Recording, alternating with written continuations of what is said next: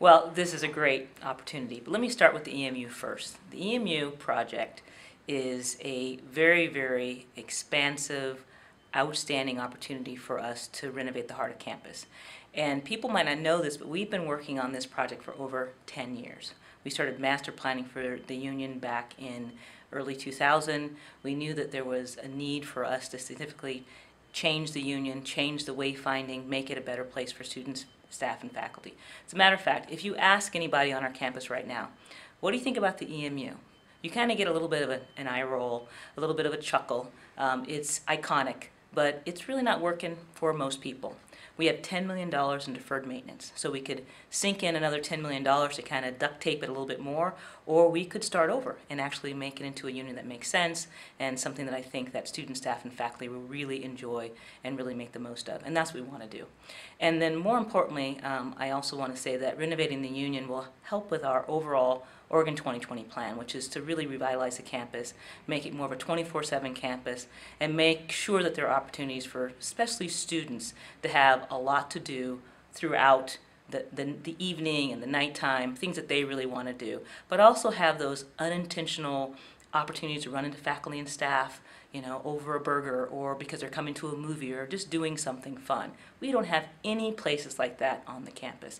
And let's talk about studying.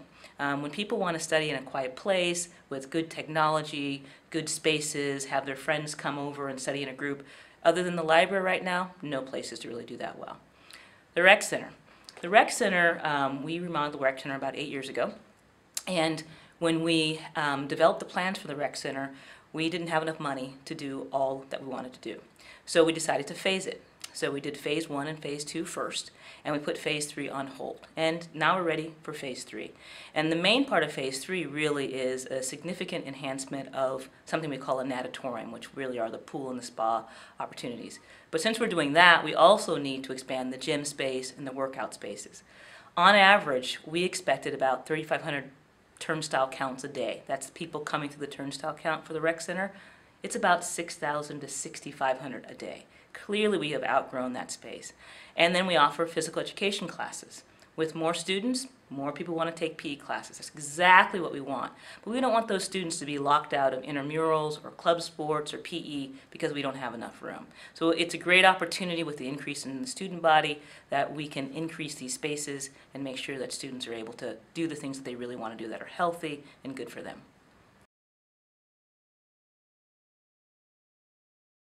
Well, anytime you want to ask the entire student body a question, especially a question about their student fees, you have to figure out a really good way of doing that.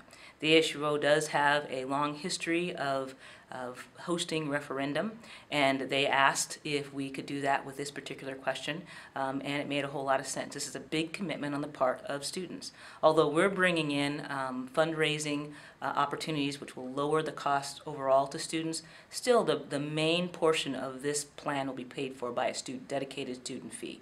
And that student fee will be in place for a long time until the project is paid off, so we need to ask students what they think about that.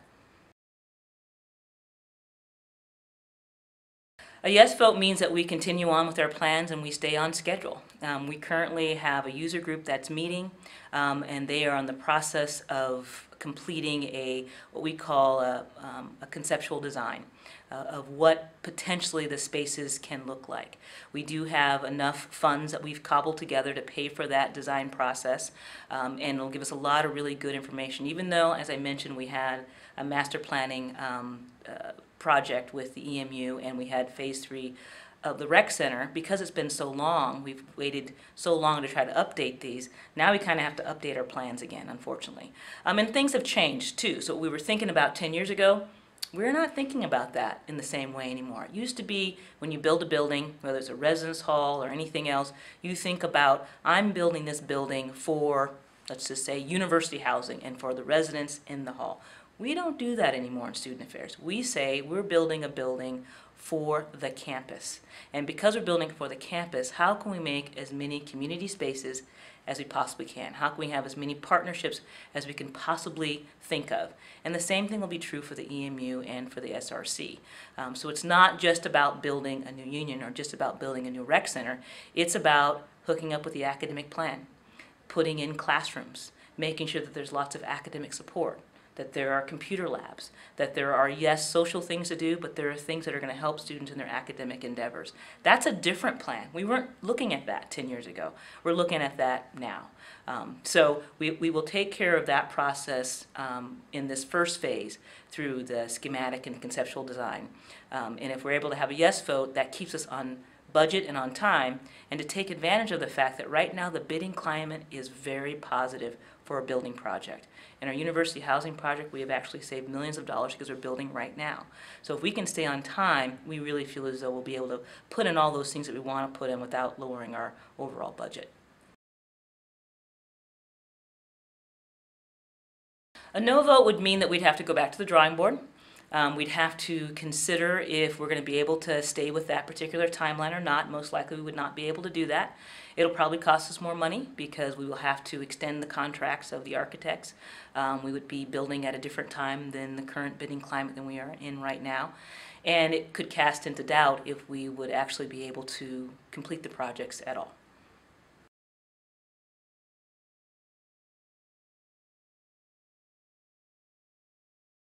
That's a great question, and I will be honest with you. Construction projects are messy. Everyone's going to be super cranky because people will be displaced, it'll be noisy, it'll be dusty, at times it'll be confusing because one day a fence is up that wasn't there before or whatever else. The nice thing is that it doesn't last forever. The actual building of the union will be hopefully about 2 years. The building of the SRC will be a little bit less than that. So it's not forever, but it will be messy. And we will have a lot of people assigned to the task of figuring out how we're going to keep services going during this construction phase. It is not part of the plan, nor is it acceptable to me, that we would stop doing any of the things that we're already doing. That's just not going to happen. So the task before the students, the task before the various boards with the EMU board and the SRC advisory board, the task before those directors and the user group is, what are we going to do during construction? Where are we going to be? How can we make sure we have food service, we have student offices, that we have the things that students need that they're used to in the union and the SRC. It's going to be a big challenge. We've done it before. We'll do it again. When we redid the University Health Center and the Counseling Center, places where lots of services are offered, we were able to offer all the same services while the construction was going on. So we know how to do it. It's just not pretty.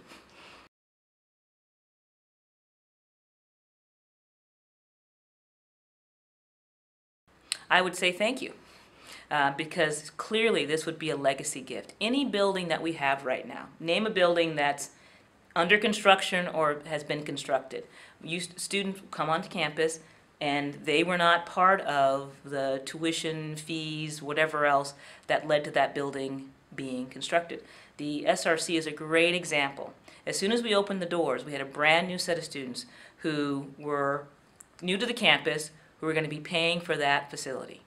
Prior to that, there were a lot of students who graduated who provided that support and service and never had a chance to use it as a registered student. They can use it as an alumni, but not as a registered student.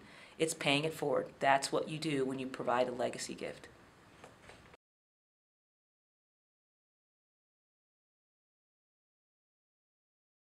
We're all really concerned about the rising cost of higher education, and we're particularly concerned that that somehow would hurt access. Students who perhaps don't have the means now not being able to come to college, because we all know that that's really important.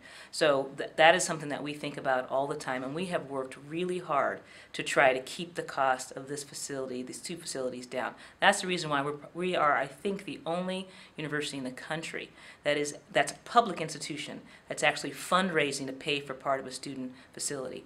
That does not happen. That didn't happen at Ohio State when they did theirs. That didn't happen at UC Berkeley as they're doing theirs. It's not happening at Oregon State as they're getting ready to do theirs next year. But that's what we're trying to do, because we know that the cost of coming to school here is going up. And so we want to try to partner with students to share in that burden.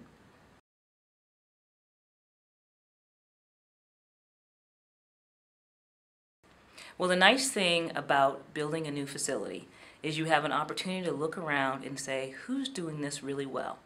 and then you say, we're going to do it even better. We're all competing for the same couple thousand students a year. That's just the way it is right now. We're not just competing in Oregon, we're competing in California and Washington and everything in between.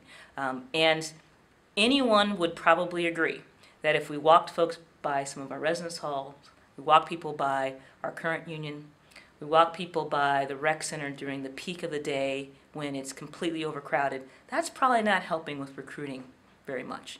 And in some ways, it's not helping to retain students either. And so I think that this is a really important opportunity for us to help the university recruit the best and brightest students. And that's really why we're here. It's a great opportunity.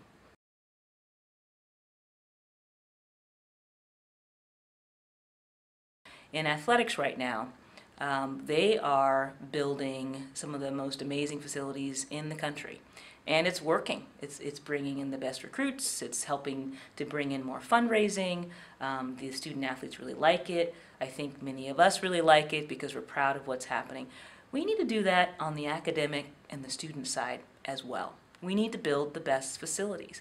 We need to build facilities that we're proud of, that bring in the best students and the best faculty. We need to do things that really support a student's academic, path through school. And I think this is a really good opportunity to do this. Students have known this always. The first EMU, I don't know if people know this, but the first EMU was built to support veterans coming back from the war. And of course the university didn't have any money to do it. What else is new, right? And so they turned to the students and said, well, if you guys want this, then you're going to need to fund it. So they did. Matt Court, same way. A lot of people don't know that. But Matt Court was built with student fee dollars. The students decided they wanted to have that type of an arena, and so they provided the resources to allow us to do this. This is a long tradition that our students, who are very, very generous, have been doing for a really, really long time. So it's a little bit different this time because I mentioned we're trying to bring in other sources of resources and revenues, but at the heart of it is the support of the students.